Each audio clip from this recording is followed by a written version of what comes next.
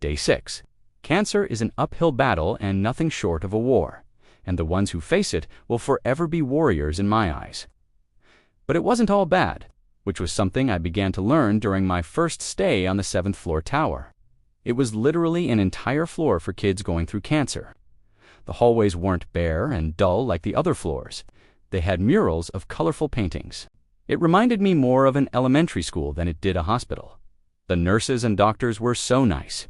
Even when they had to wake you up at night, it was always with care and empathy. They also had social workers and teachers. And I can't forget to mention the joy that the child life specialist brought every time they came to your room to check on you. They had all types of board games, movies, and then there was my favorite. They had video game consoles that they brought to your room and hooked up for you to do something other than just flicking through the same 23 channels that were on TV. And there was a computer room lounge when you felt good enough to get out of bed, or more like when your parents couldn't take you lying down so much and said you needed to get up and move around. This was the place to go, and they had even more games there. There were also support groups, which my mom loved being a part of. She hardly ever missed a meeting. And this is where I began to connect with other kids. They would take all the kids back upstairs to the computer room for us to sit, talk, play games, and do activities to get to know each other. This is where I met my first cancer brother, and that just continued to grow, which brings me to camp care. Cancer ain't really the end. When we initially found out about it, I didn't want to go. I had never been to a camp before. I had seen them in Disney movies and heard about other kids going to camps. But I didn't think it would be something I'd enjoy.